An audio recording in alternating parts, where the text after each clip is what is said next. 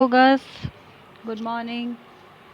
आज जो हमारा टॉपिक है वो है आपका इलेक्ट्रिक लाइट और आर्टिफिशियल लाइट टेक्निक्स। ओके, यानी विद्युत प्रकाश या कृत्रिम प्रकाश। इससे पहले जो हमने टॉपिक डिस्कशन किए थे वो किए थे आपके प्रत्यक्ष और अप्रत्यक्ष लाइट क्या होती हैं, घरों में लाइट कंडीशनिंग कैसे होती है, डे लाइट अरेंजमेंट हम करते हैं तो कैसे करते हैं, उसके बारे में। अब है आपका ये टॉपिक है आपका विद्युत प्रकाश या कृत्रिम प्रकाश टेक्निक। चलिए गर्ल्स, स्टार्ट करते हैं। रात्रि के समय चूंकि प्राकृतिक प्रकाश व्यवस्था संभव नहीं है, अतः घरों के में देखने की क्रिया हेतु कृत्रिम प्रकाश की आवश्यकता होती है। सामान्य तौर पर कृत्रिम प्रकाश व्यवस्था को हम 3 प्रकार से घर में कर सकते हैं। गर्ल्स देखिए, आप सभी को पता है कि जो सूर्य का प्रकाश है वो मॉर्निंग टाइम तक ही रहता है, यानी शाम तक रहता है मॉर्निंग से। और जो आपका कृत्रिम प्रकाश है, जब हमारा सूर्य की रोशनी चली जाती है तब हम कृत्रिम प्रकाश का यूज़ अपने घरों में करते हैं। लेकिन ये कितने प्रकार से करते हैं उसके बारे में हम इसमें डिस्कशन करेंगे। फर्स्ट पॉइंट है आपका इसमें सामान्य प्रकाश व्यवस्था यानी जनरल लाइट अरेंजमेंट।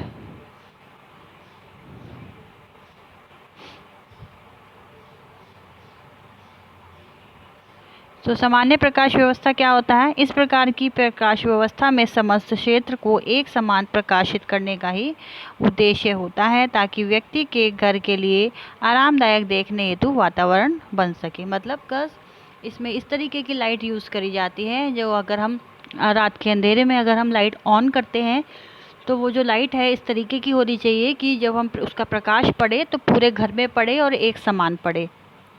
इस उद्देश्य से प्रकाश एक ही स्रोत का उपयोग किया जाता है। इस उद्देश्य के लिए क्या है, प्रकाश के एक ही स्रोत का उपयोग किया जाता है, मतलब एक ही लाइट का हो। जैसे आपने देखी होगी घर में आजकल एलईडी लाइट हो रही और जो है एलईडी बल्ब भी हैं, और जितने भी वाट का ज़्यादा वाट के रहते हैं उसके अकॉर्डिंग ही लाइट जो है आपकी पूरे घर में उसकी रोशनी होती है।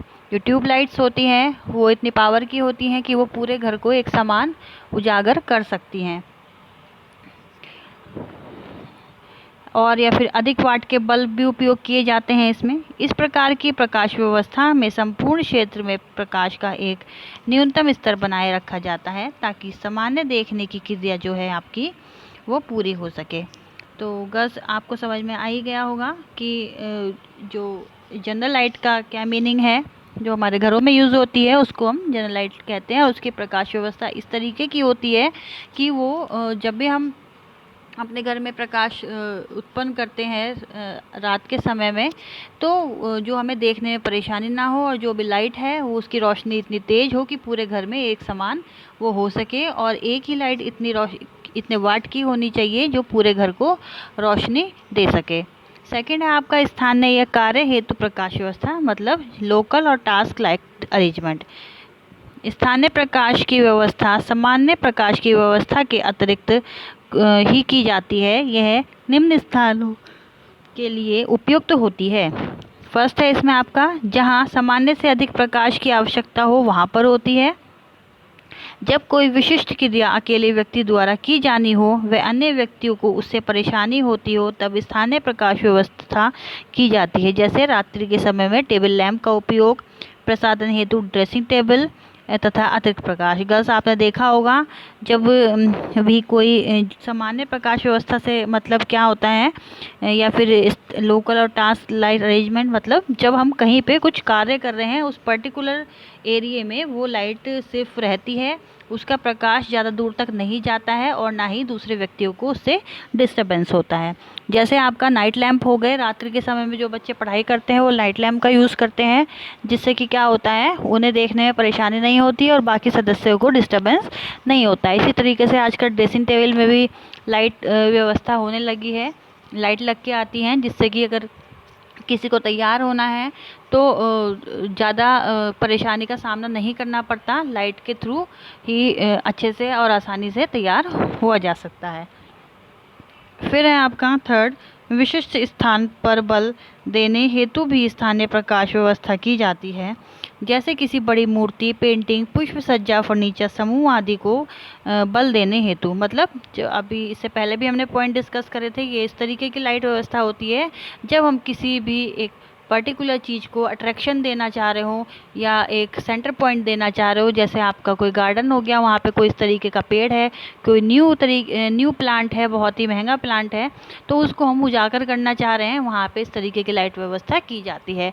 या कोई स्टैचू है, मूर्ति है, कुछ भी है जो आपको किसी को दिखाना हो, कोई पेंटिंग है या फर्नीचर है, इस तरीके की ये लाइट व्यवस्था इनमें की जाती है। फिर है आपका नेक्स्ट पॉइंट है कमरा बड़ा होने पर अलग अलग क्षेत्रों में स्थानीय प्रकाश व्यवस्था भी की जाती है। मान लीजिए यदि आपका कमरा बहुत बड़ा है, तब भी वहाँ पे ये लाइटिंग व्यवस्था की जाती है, क्योंकि अलग अलग दिशाओं में अलग अलग प्रकाश की ज़रूरत होती है। फिर नेक्स्ट पॉइंट है आपका, यदि किसी क्रिया को संपन्न करने हेतु अधिक प्रकाश की आवश्यकता हो तो विशिष्ट प्रकाश व्यवस्था की जा सकती है। यदि हम कोई भी क्रिया को पूरा कर रहे हैं तो वहाँ पे क्या है, अधिक प्रकाश की आवश्यकता होती है, यानी विशिष्ट प्रकाश की व्यवस्था वहाँ पे की जाती है। फॉर एग्जांपल अगर कोई बर्थडे पार्टी है तो वहाँ पे अलग तरीके की लाइट का अरेंजमेंट रहेगा। हम लोग झालर होती हैं वो लगाते हैं। आजकल जो है बर्थडे स्लॉग्स इतने ज़्यादा आ रहे हैं कि उनमें भी लाइट व्यवस्था आ रही है। हैप्पी बर्थडे की पूरी एक झालर आती है मार्केट में। तो अलग अलग तरीके की जितने टेक्निक्स हैं आजकल मार्केट में आधुनिक युग में, उसके थ्रू हम अलग अलग लाइट डेकोरेशन कर सकते हैं।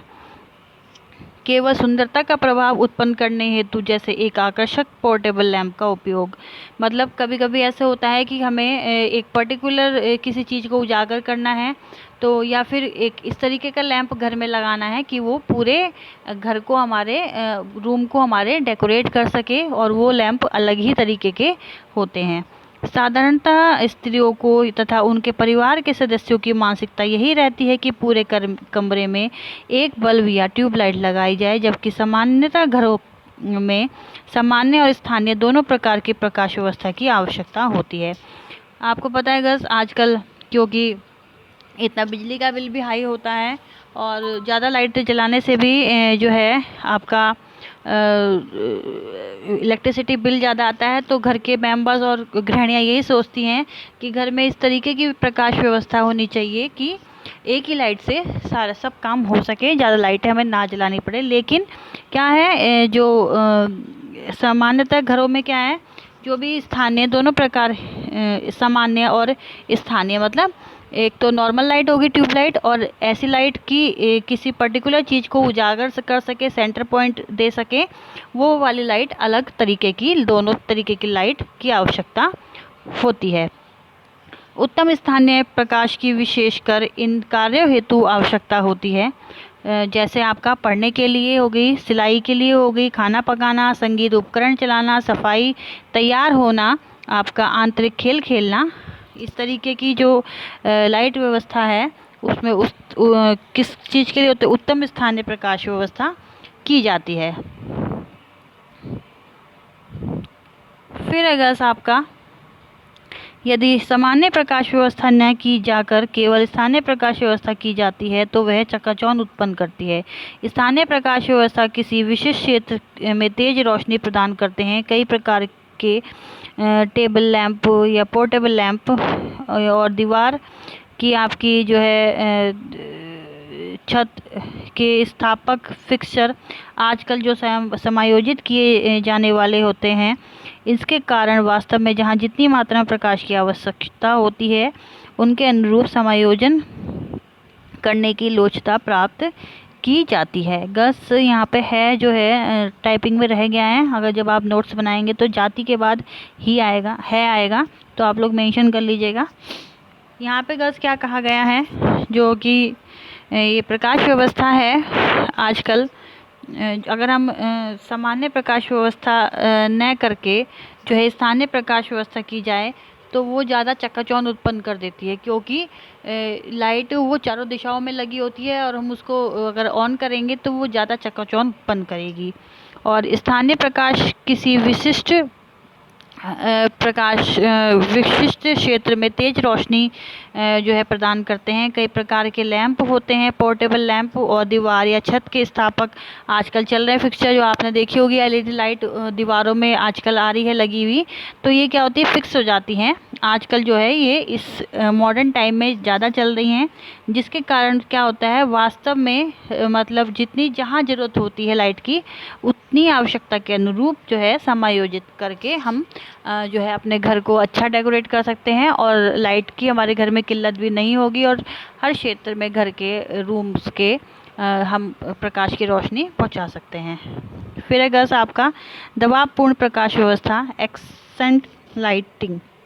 इसके अंतर्गत विभिन्न प्रकार की स्पॉटलाइट आती हैं, जहाँ पे हम जैसे फ़ोटो कहीं खींचते हैं, कभी आप गए होंगे जो है फ़ोटो खिंचवाने के लिए स्टूडियो में, तो वहाँ स्पॉटलाइट होती हैं जहाँ आपका फ़ोटो खींचने के लिए आपके ऊपर एक लाइट जला दी जाती है जिसका प्रकाश बहुत तेज़ होता है। या शादियों में भी आपने देखा होगा, मैरिज पार्टी में, बर्थडे पार्टी वगैरह में आजकल इन सब लाइट की जो है फैसिलिटी अवेलेबल है, जो किसी स्थान पर प्रत्यक्ष रोशनी के द्वारा रुचि उत्पन्न करते हैं। यह दृष्टिगत नाटक हेतु, कला के कार्य पर बल देने हेतु या किसी प्रदर्शन को परिभाषित करने में उपयोग में लाई जाती है। वही गर्ल्स वही बात है जहाँ अभी जो मैंने बोला कि कोई भी हम कला यानी जो पिक्चर्स वगैरह बनती है वहाँ पे भी ये लाइट यूज़ की जाती हैं और फ़ोटोशूट में यूज़ की जाती हैं।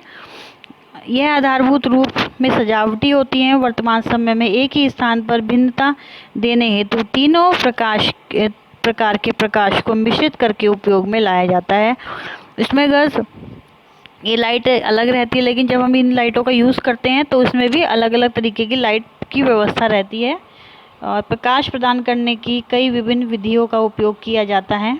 सामान्यतः एक ही कमरे में एक से अधिक प्रकार के प्रकाश का उपयोग किया जाता है। तो बस ये थी आज की आपकी वीडियो। अगर कुछ नहीं समझ में आया है तो आप जूम मीटिंग में डिस्कस करिएगा। Okay girls, take care, bye.